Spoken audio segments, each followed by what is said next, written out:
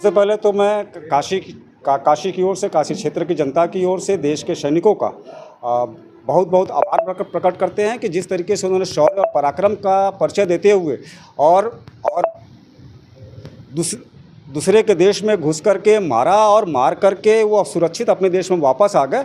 और इसके लिए पूरा देश उनके प्रति आभार प्रकट करता है, उनके प्रति विश्वास प्रकट करता है और कृतज्ञता प्रकट करता है कि उन्होंने जो पराक्रम का परिचय दिया है उससे पूरा देश जो है गौरवान्वित महसूस कर रहा है अपने आप में।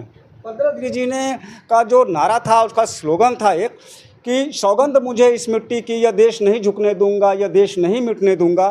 तो उन्होंने जो कहा था और जो आज के जो परिस्थितियां हमारे देश की हैं, उस तरीके से माननीय प्रधानमंत्री जी, माननीय गृह मंत्री जी, माननीय रक्षा मंत्री जी द्वारा जो भी निर्णय लिया गया है उसके पाकिस्तान के लिए किया जाए। ऑपरेशन सिंदूर के लिए हम यही कहना चाहेंगे कि इस ऑपरेशन सिंदूर का इंतजार पूरे देश को था।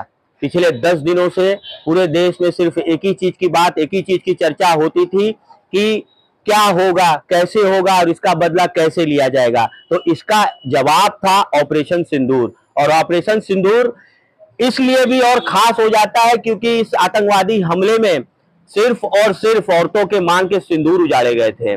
इस ऑपरेशन सिंदूर की सबसे बड़ी बात यह है कि हमारे ऑपरेशन सिंदूर की जो महिला विंग कमांडर और महिला जनरल थी, ये लोग बहुत ही धन्यवाद की और साधुवाद की पात्र है पूरे देश, पूरे भारतवर्ष के लिए, जिन्होंने ऐसे कार्य को बड़े ही शालीनता से और बड़े ही हिम्मत से कर दिखाया, जो कि पूरे विश्व में एक प्रकार का संदेश भी है। अक्षय जी, यहाँ एक सवाल और आता है कि इतना सटीक निर्णय लिया गया, सटीक 9 स्थानों पे वार किया गया, किसी आम जन हानि नहीं हुई वहाँ की, पाकिस्तान को किस तरीके का मैसेज गया है? देखिए, हमारा मैसेज और हमारा संदेश शुरू से ही साफ रहा है। हम कभी किसी के ऊपर हमला नहीं करते हैं, हम कभी किसी पे आत्मघाती हमला नहीं करते हैं, ना कभी किसी मजहब को, ना कभी किसी जात को ऊंचा नीचा दिखाते हैं। हमारा सीधा कहना है कि हम शक्ति का प्रयोग तब करते हैं जब उसकी आवश्यकता पड़ती है। बिना वजह के, बिना कारण के आपने जितने परिवारों के सिंदूर को मिटाया है, आतंकवादियों ने जो ये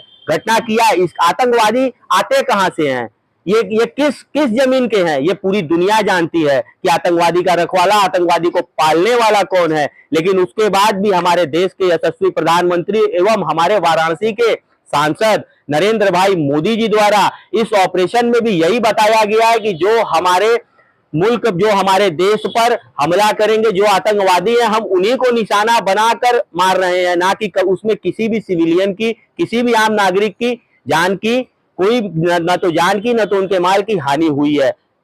बहुत सारे लोग ऐसे थे जो विरोध कर रहे थे, कोई नींबू मिर्चा दिखा रहा था, कहीं कोई अलग तरीके से होते। कोई भी बड़ा कार्य करने के पहले प्लान करना होता है। हिंदुस्तान कितना संतुष्ट है अब? हिंदुस्तान पूर्ण रूप से संतुष्ट है और संतुष्टि की सबसे बड़ी बात यह है कि यह पहला हमला नहीं है। जब जब विपक्षी देश ने, दुश्मन देश ने, आतंकवादियों ने अपनी हदों को पार की है, तब तब हमारे देश के यशस्वी प्रधानमंत्री ने 56 इंच का सीना दिखाते हुए सरहद पार करके मारा है।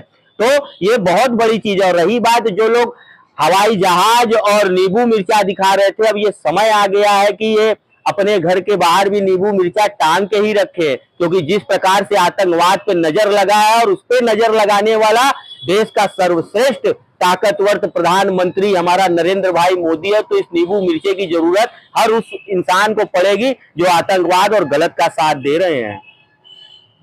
काशी वासियों को, पूरे हिंदुस्तान वासियों को जिस चीज का बेसब्री से इंतजार था, उस चीज में मोदी जी, योगी जी के पूरे उसमें, दोनों के उसमें करते हुए अपने इन लोगों ने पूरा ऐतिहासिक परिचय देते हुए पूरा हिंदुस्तान को खुश किया है। कितना इंतजार था? इंतजार तो उस दिन की घड़ी से तुरंत था कि जब खुदा ना कैसे खुदा होए ना, जो होए अच्छा होए हिंदुस्तान के लिए।